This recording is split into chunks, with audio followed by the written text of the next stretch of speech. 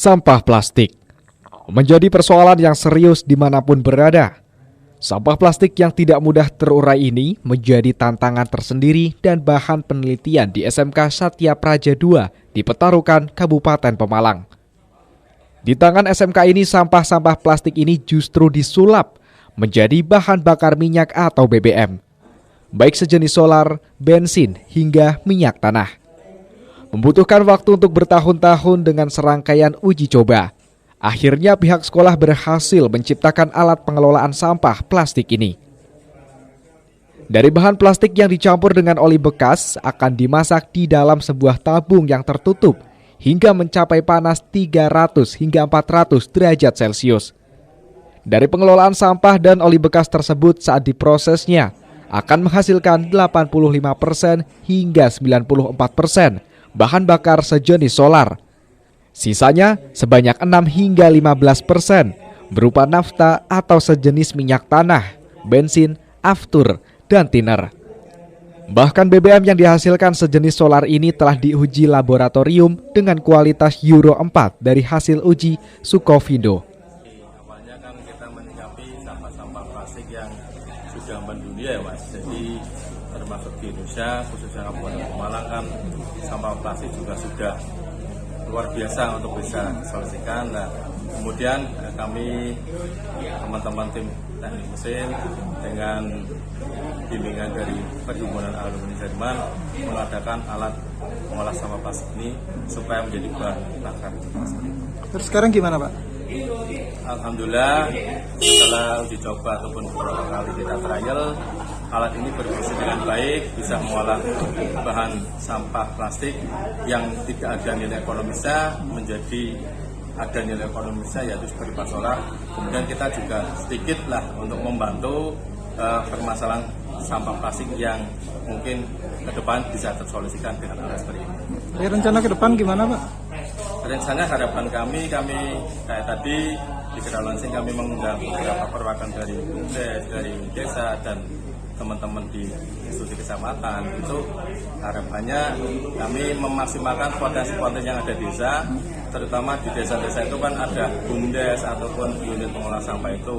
Nah, kami mungkin memaksimalkan kerjasama di situ untuk support bahan baku, yaitu terutama sampah plastik.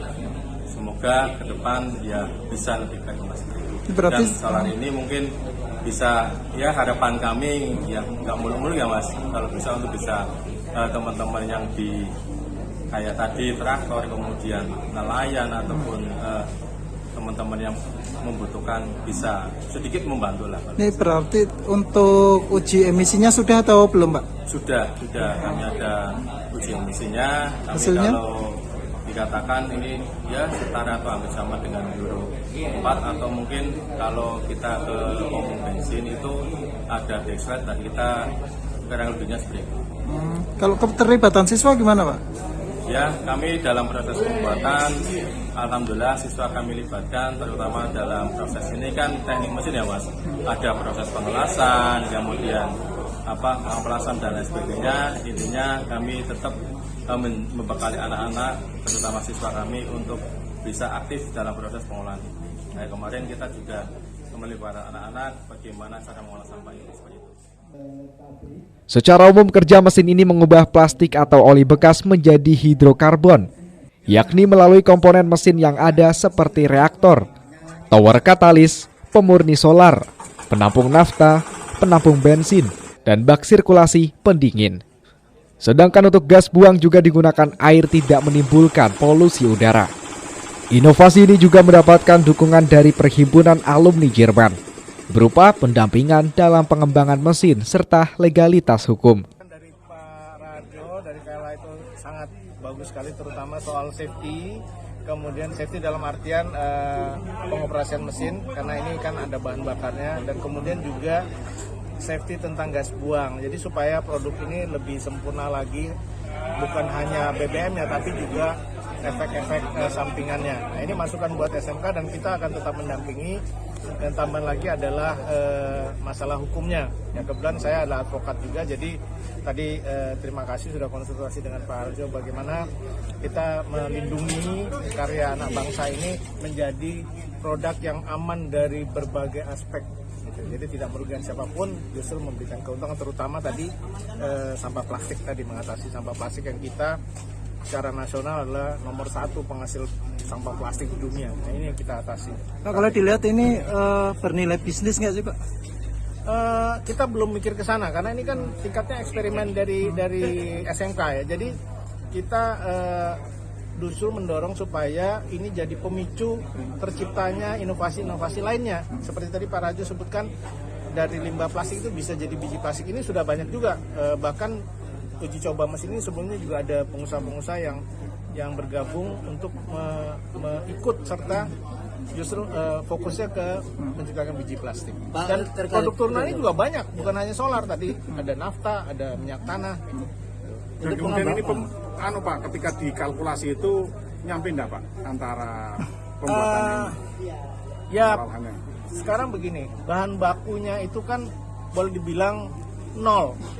Produknya pasti bisa dimanfaatkan oleh tadi testimoni ya. Saya tidak mau bicara soal testimoni ya, tapi tentu itulah kegunaan yang pertama.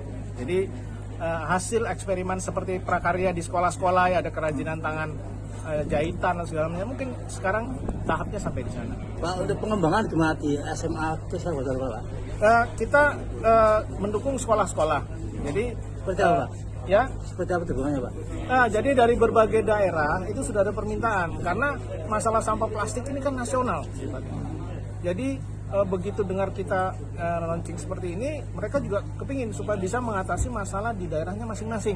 Jadi fokus kita ke sana, tidak ke komersil atau segala macam. Jadi alih teknik yang tadi saya sampaikan di pidato saya itu yang kita fokus, mengatasi masalah sampah. Yang lainnya itu sebagai ekses saja.